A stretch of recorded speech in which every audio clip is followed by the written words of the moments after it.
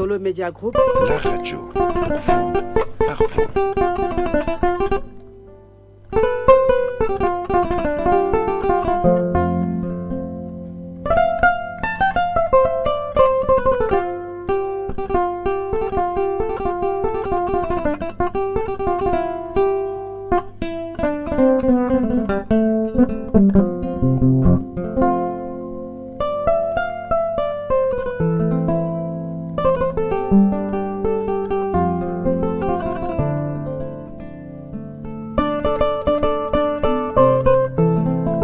Solo Media Group. La radio pour vous, par vous.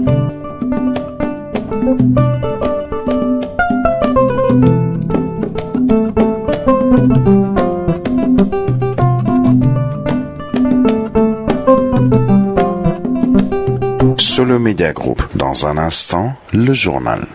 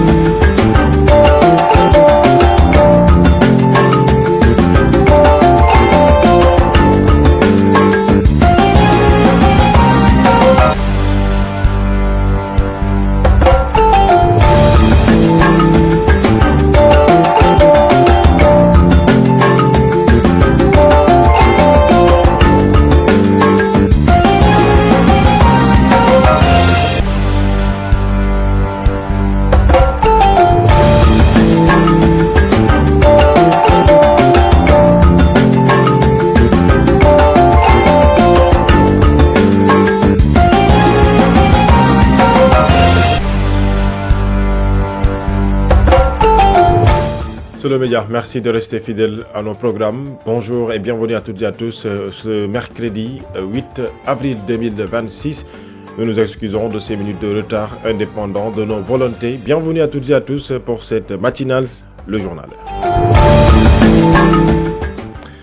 Nous démarrons cette fois-ci donc par le ministère de la Communication qui a dévoilé la répartition de plus de 1,89 milliard de francs CFA du Fonds d'appui de développement de presse, mettant en avant une priorité accordée aux radios communautaires et à la presse en ligne. Cette allocation s'inscrit dans un contexte de transformation du secteur médiatique marqué surtout par la montée du numérique et les difficultés économiques de certains supports traditionnels.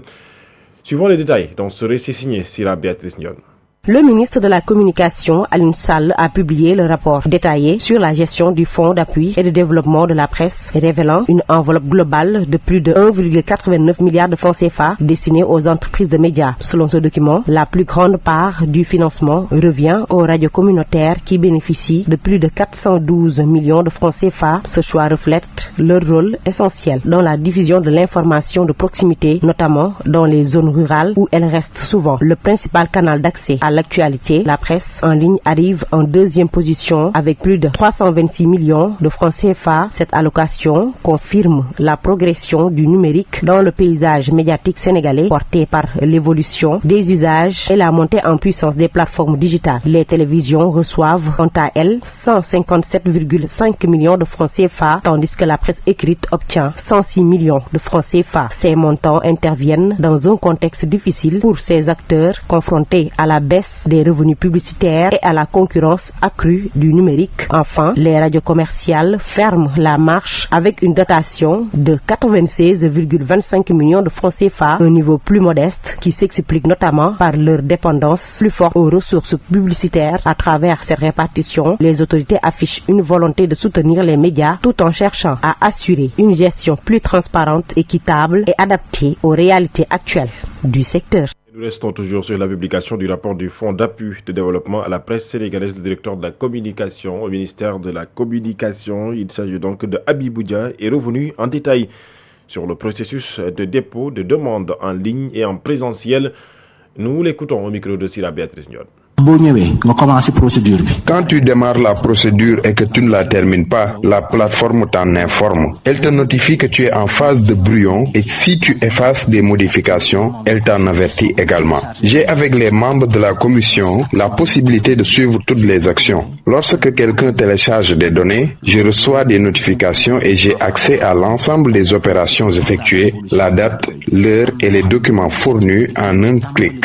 Si ce n'est pas de la transparence, qu'est-ce que c'est? Nous recevons également le pourcentage d'évolution de chaque dossier. Certains ont démarré la procédure en ligne, puis ont été bloqués parce qu'ils ne disposaient pas de quitus fiscal, de cotisation sociale à jour pour leurs employés ou encore de contrat de travail. Ils sont restés bloqués pendant des semaines. Nous les avons contactés pour leur expliquer que la plateforme ne présentait aucun problème et pour les notifier les raisons de leur blocage. Après la phase digitale, nous avons lancé la procédure de dépôt physique. Cela montre que tous les documents ont été contrôlés et ceux qui ne sont pas en règle ne peuvent pas bénéficier de ce fonds. Au-delà de cela, il y avait également l'expérimentation d'un module relatif au projet. L'objectif était qu'une fois le financement obtenu, les projets d'envergure puissent être soutenus. Pour les projets uniquement, selon la plateforme, le montant sollicité auprès de l'État à travers le FADP s'élevait à plus de 2 milliards de francs CFA. Toutes les données l'ont confirmé. Une fois la phase de distribution achevée, la plateforme permet de lancer les campagnes conformément aux normes établies, notamment en matière de notification et de publication des rapports.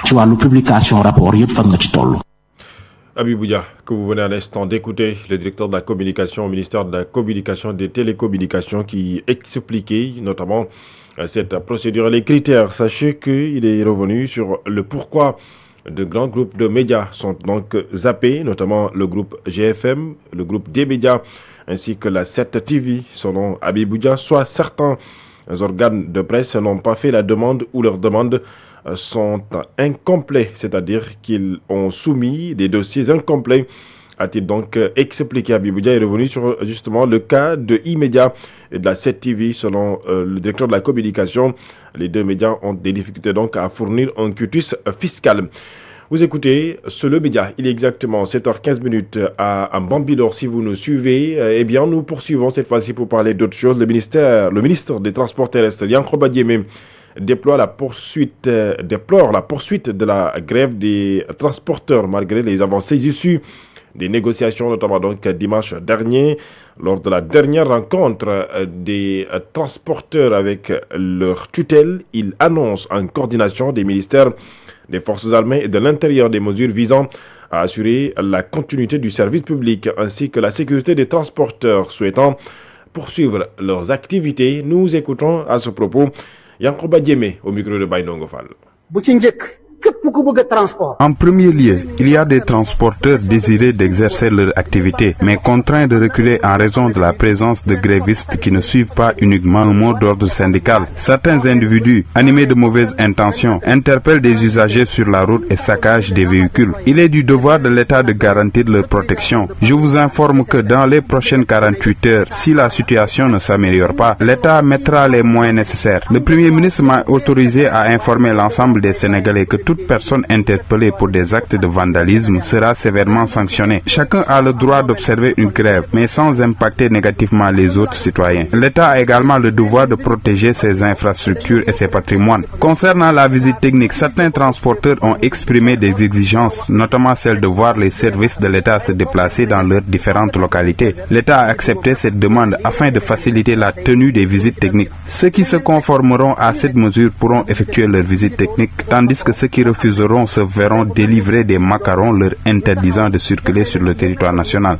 Enfin, toutes nos portes restent ouvertes au dialogue, mais celui-ci doit se faire dans le respect des normes et des règles établies. Le Sénégal demeure un pays de dialogue et de concertation. Le ministre Yankoba Diémé, ministre des Transports terrestres et aériens, qui s'est exprimé au micro de Baïndongo Fall, qui a bien entendu traduit ces mots en Wolof en version française. Je rappelle que le Front syndical pour la défense du travail appelle à une marche nationale ce mercredi 8 avril. Le rassemblement est prévu donc à partir de 15h au rond-point Cerf-Volant avec un itinéraire menant vers le rond-point G2 sur l'avenue Bourguiba. Cette mobilisation vise à exiger la mise en œuvre effective des engagements pris dans le cadre du pacte social ainsi que la satisfaction des revendications des travailleurs. Le bras de fer se poursuit donc entre l'État et les transporteurs après un troisième round de négociations jugé constructif par le gouvernement. Les syndicats ont jugé, ou en tout cas ont tout de même maintenu leur mot d'ordre de grève face à cette situation. Les autorités concernent ou annoncent des mesures avec fermeté, tandis que les usagers corrigent ou craignent une nouvelle paralysie dans ce secteur. À Ziguinchor, c'est un compte rendu de Moussa Ndao.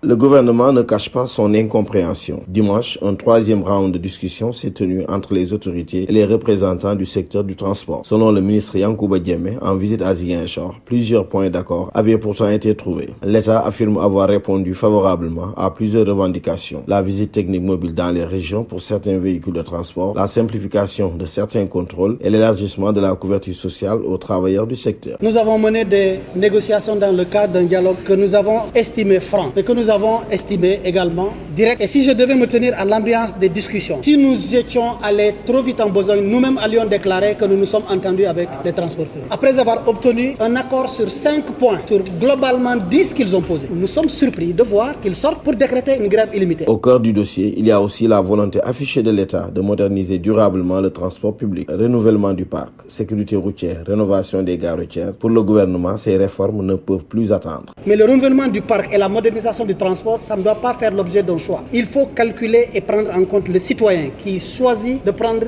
le véhicule pour se déplacer et qui doit être pris en compte dans sa satisfaction. Mais nous ne pouvons pas protéger des corporations au détriment des Sénégalais qui meurent sur les routes, au détriment des Sénégalais qui, quand ils se déplacent, ils ont la hantise, ils ne dorment pas. Le voyage doit être un plaisir au Sénégal. Et face à la grève annoncée, le ton se durcit. Le ministre annonce des mesures strictes pour garantir la continuité du service et permettre à ceux qui souhaitent travailler de continuer leurs activités. Dans les prochaines 24 heures, nous allons prendre des mesures strictes en relation avec les gouverneurs pour tous ceux qui comptent travailler, le fassent. Comme ceux qui ont le droit d'aller en grève peuvent continuer ad vitam aeternam.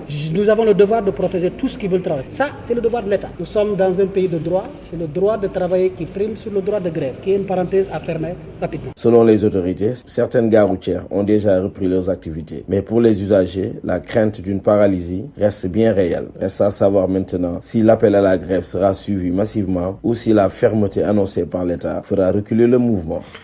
Le gouvernement veut tenir le délai pour la réhabilitation et la livraison de l'aéroport à Ziguinchor puisque le ministre des Infrastructures et le ministre des Transports terrestres et aériens étaient hier donc à Ziguinchor pour visiter l'état d'avancement des travaux qui devraient être livrés le 30 avril. Comme annoncé lors du passage du chef de l'État dans la région du Sud, les entreprises engagées sont appelés donc à respecter leur engagement sans aucun retard. Déthié Fall est au micro de Moussa Ndao. Vraiment, je me réjouis de ce déplacement qu'on a bien voulu organiser avec notre collègue des transports terrestres et aériens. Rappeler que lors de la visite du chef de l'État ici à Ziguinchor, la date du 30 avril au plus tard avait été prise en sa présence et ce qui constitue un engagement majeur, un engagement pris devant la plus haute autorité et il convenait toutes les entreprises engagées de faire en sorte que ce délai soit respecté parce qu'il s'agissait en son temps d'un délai de 4 mois. Et remercier encore une fois le gouverneur et ses collaborateurs pour l'accueil, mais aussi encourager le DG de l'AIBD et le directeur des infrastructures aéroportuaires qui co-supervisent les travaux avec les autres collègues dans d'autres services. Nous avons eu l'assurance des entreprises engagées que le chantier sera livré le 30 avril, conformément aux engagements qui ont été pris. Et aujourd'hui, à des taux d'avancement différents mais satisfaisants, on constate qu'il est bien possible justement que ce chantier soit livré à cette date. Rappeler à toutes les entreprises que le respect des délais, nous ne badinons pas avec. Le chef de l'État ne badine pas avec le respect des délais. Le Premier ministre ne badine pas avec le respect des délais. Mon collègue qui est à côté non plus. Moi également, je ne badine pas avec le respect du délai. Et il faudrait que toutes les entreprises qui s'engagent à prendre des marchés de l'État sachent que les délais donnés sont retenus et nous ferons tout le nécessaire pour qu'ils soient respectés et aucune excuse ne leur sera accordée. Et c'est heureux de voir justement, comme je l'ai dit tout à l'heure, toutes les entreprises engagées et avec l'architecte Fodé qui est à leur côté. C'est heureux de le voir réitérer donc, la disponibilité de cet aéroport le 30 avril, sachant que nous devons aussitôt après engager la réhabilitation de l'aéroport de Cap Skirring.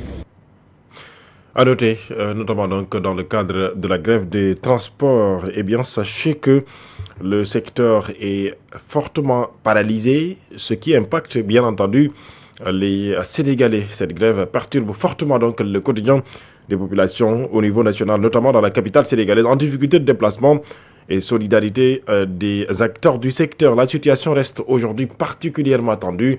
Suivons ce reportage signé Awa Aïcha Diop.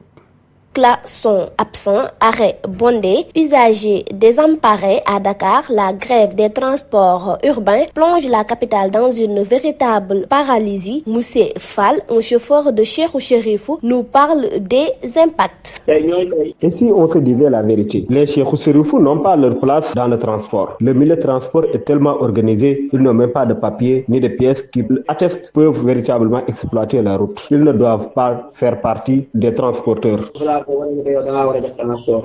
Pour Fallou, un apprenti de bus sur la ligne Dakar-Richard-Toll, il se dit tout simplement solidaire. En tout cas, la grève est dure. Il y a trop de contrôle et le fait qu'on nous ait interdit de rouler la nuit complique encore les choses. Tu vois, sur la route, avant même d'arriver à Richard-Toll, on perd déjà beaucoup d'argent. Et dire que ça ne nous concerne pas directement, ça concerne les Cheikhou Chérifou. Mais derrière ces témoignages, c'est toute une population qui souffre en silence. Les usagers, surtout ceux qui doivent voyager, disent en avoir assez de cette situation qui complique leur quotidien.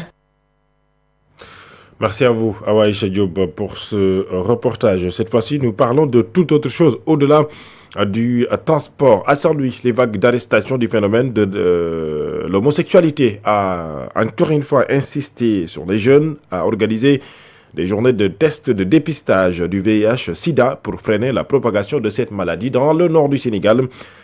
C'est l'exemple de l'AS Njolofed de Saint-Louis qui a réussi une bonne campagne, j'y arrive enfin, de sensibilisation, mais aussi de dépistage du VIH-Sida dans ce quartier. Balla Cissé, le porte-parole du collectif des jeunes de Njolofène. Ces propos ont été recueillis par Pape Khalilouba. Le don de sang, je crois que c'est une activité qui vient à son heure, vu actuellement le contexte d'où vit le Sénégal. Donc les hôpitaux sont en manque, donc d'où l'importance, l'ASC Ndiolofène a su faire comme d'habitude, c'est-à-dire être toujours à côté des populations. Donc c'est dans ce contexte qu'on a organisé cette journée. Je profite de cette occasion pour faire appel aux autres ASC qui sont à Saint-Louis de faire des activités pareilles, parce que donc ça profite à la population, quoi. Voilà, c'est ça. L'ASC ne doit pas juste se focaliser sur des activités de sport, mais aussi ces genres d'activités-là, donc sont très importantes pour la population. Il faut que les gens aussi viennent. Parfois, les gens disent qu'ils ont peur, n'est-ce pas, d'être testés positifs. Mais je crois que ça vaut la peine. Si tu sais que tu es malade, tu peux en profiter, n'est-ce pas, il y a des soins, n'est-ce pas, pour prendre des soins, etc., quoi. À tout un chacun de prendre ses responsabilités. Parce que à l'heure où on est, chacun doit prendre ses responsabilités pour venir faire les tests et de voir est-ce que tu en fais partie de ceux qui sont malades ou bien. Si tu en fais partie, raison de plus que tu te soignes et tu protèges aussi tes partenaires. Et voilà, vous venez à l'instant d'écouter le porte-parole de l'association Njolofène, ASC Njolofène de Saint-Louis, dans le nord du Sénégal, le jeune, bien entendu, qui s'exprimait sur comment faire pour sensibiliser davantage les jeunes, notamment dans le nord du Sénégal, à donc éviter la transmission du VIH-Sida. Il est 7h27 dans ce studio et sur l'ensemble du territoire. Si vous nous rejoignez, eh bien vous êtes à l'écoute de Solo Média.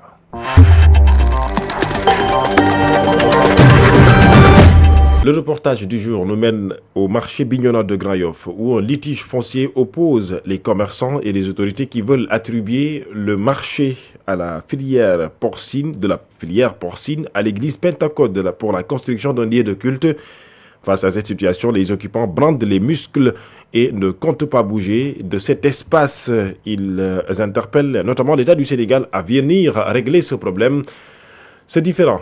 Voici un reportage signé Ibrahim Khalid Djemé. Le bras de fer entre le marché de la filière porcine de Bignona à Dakar, l'église Pentecôte et les autorités continuent de s'intensifier. Lors d'une rencontre organisée avec la presse, les occupants dénoncent l'attribution du lieu de commerce au profit de l'église Pentecôte. Nous sommes réunis aujourd'hui pour dénoncer une situation inacceptable suite à l'attribution du marché Bignona au port au profit de l'église Pentecôte. Malgré nos alertes en 2009, aucune action n'a été entreprise. En quoi on ne s'attendait pas à cela. Le marché Bignona est la plus grande locomotive de la filière porcine au Sénégal, a permis la recréation de divers corps de métier. Face à ce litige foncier, les commerçants du marché Bignona bandent les muscles et ne comptent laisser cet espace à personne. Vu l'impact social économique de Bignona, son importance dans l'économie sénégalaise, nous ne céderons pas le marché à qui que ce soit. Nous appelons les autorités compétentes et la société civile à saisir ce dossier. Nous resterons mobilisés jusqu'à ce que justice soit rendue. Ce différend entraîne aujourd'hui une perte énorme sur le plan économique aux commerçants, révèlent les responsables. Maintenant, le combat là, c'est pas entre nous et la mairie, c'est nous entre l'État, parce que quand tu enlèves quelqu'un, il faut chercher là où tu dois le placer. Et depuis que nous avons un problème de bataille, on peine à écouler notre marchandise. Le marché de la filière porcine de Bignona, l'un des plus grands lieux de vente de viande de porc, est menacé actuellement. Une raison qui suscite la colère des occupants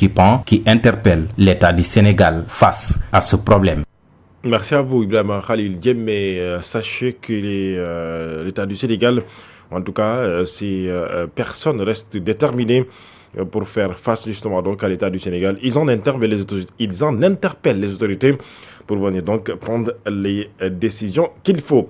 Exactement, 7h29. La deuxième partie de ce journal est consacrée à l'actualité internationale. Ce sera juste après ceci.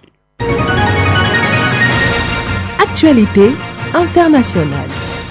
L'actualité internationale nous mène directement au Moyen-Orient alors que la guerre se poursuit. Pour le 40e jour, Washington et Téhéran se sont mis d'accord sur un cessez-le-feu de 2 semaines en échange d'une réouverture du détroit d'Ormuz ce mardi 7 avril.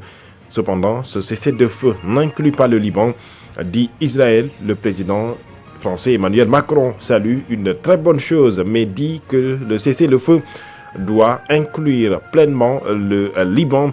Sachez que Donald Trump a accepté de suspendre les bombardements et les attaques contre l'Iran pendant 2 semaines, a-t-il écrit donc sur la plateforme Truth Social mardi, hier donc vers les environs de 22h35 à l'approche de la fin de l'ultimatum qu'il avait fixé à Téhéran.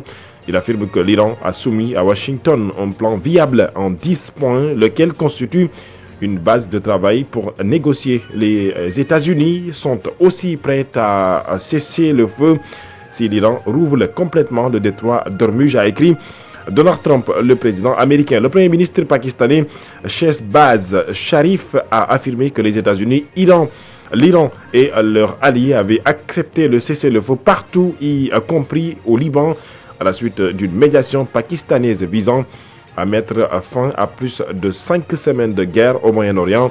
Un peu plus tard, le bureau du Premier ministre israélien a lui déclaré que la trêve n'inclut pas le Liban. Info donc à suivre, mais sachez que l'armée libanaise appelle les déplacés à ne pas retourner dans le sud du pays. La dernière ou la troisième partie de ce journal, l'actualité sportive, ce sera juste après cette petite transition. Solo Média. L'actualité sportive.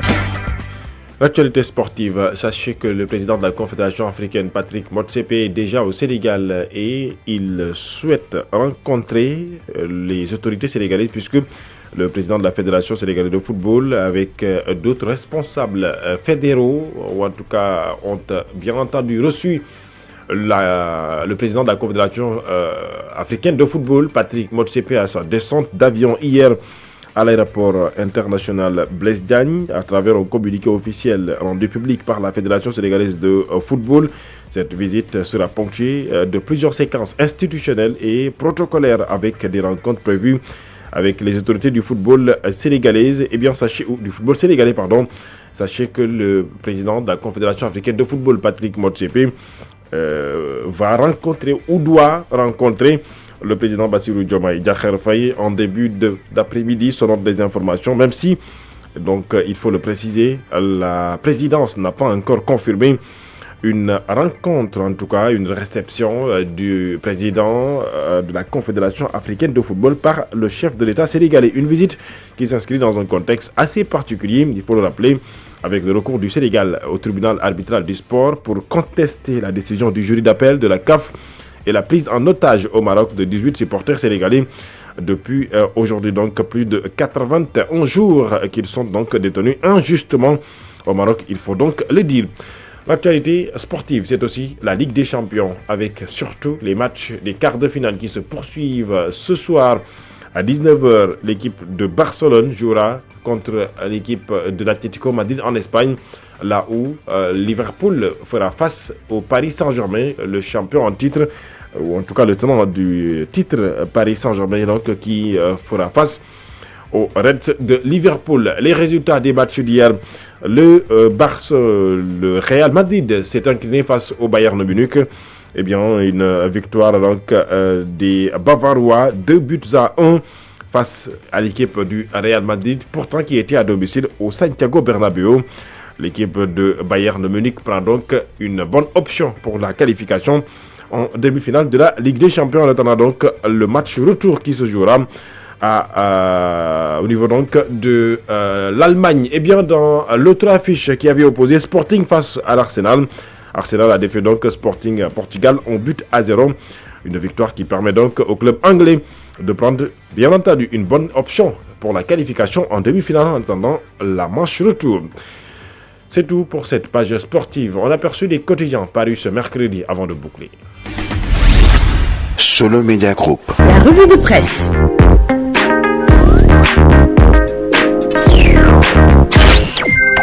Comme à l'accoutumée, le journal Solo, comme vous le voyez sur ce petit écran qui parle aujourd'hui de l'aide à la presse. Pourquoi de grands groupes de presse comme GFM, D-Média et 7TV ont été écartés? Dans un entretien exclusif accordé à mes confrères du journal Solo, le directeur de la communication, Dr Abiboudia, revient pour expliquer les Sénégalais. Nos différents critères de sélection ont été donc expliqués. Nous avons aidé les groupes à compléter leur dossier, a-t-il dit.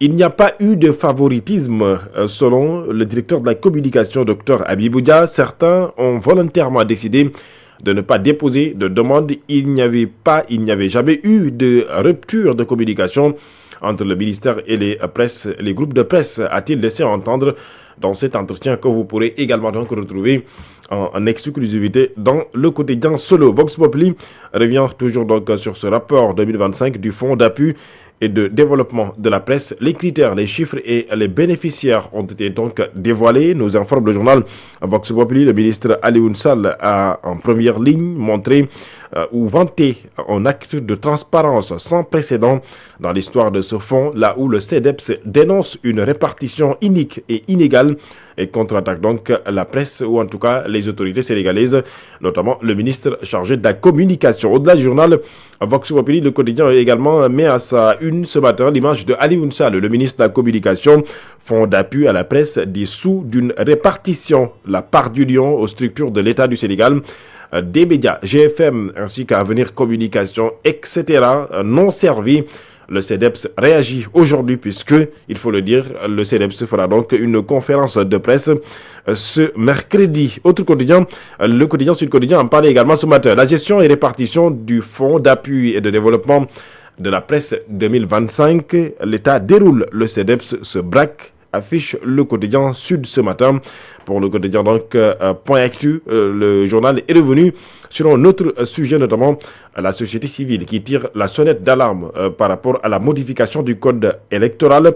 Moundiaï Sissé, le directeur exécutif de l'ONG 3D, a dit, je cite, une réforme électorale sans inclusion de l'opposition et sans l'adhésion du président de la République aurait pu de peu de chance, a-t-il dit, d'aboutir. Et bien de l'autre côté, tout forcing risquerait de contraindre le président de la République à activer les leviers constitutionnels susceptibles de déboucher sur une crise institutionnelle, avertit Moundiaï Sissé, là où Alioune Tine, le fondateur d'Africa Jom Center, a dit, je cite, la suppression de l'article 29 du code électoral problématique était âprement discutée lors du dialogue politique et c'est Pastef qui s'y opposait, a-t-il donc dit ses propos à la une du journal Point Actu. Le quotidien Wolf Quotidien revient également donc à ce sujet.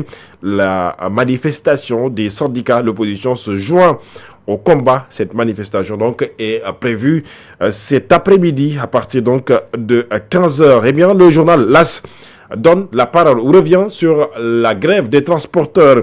Acte de arrêt de grève des transporteurs dans les 24 heures.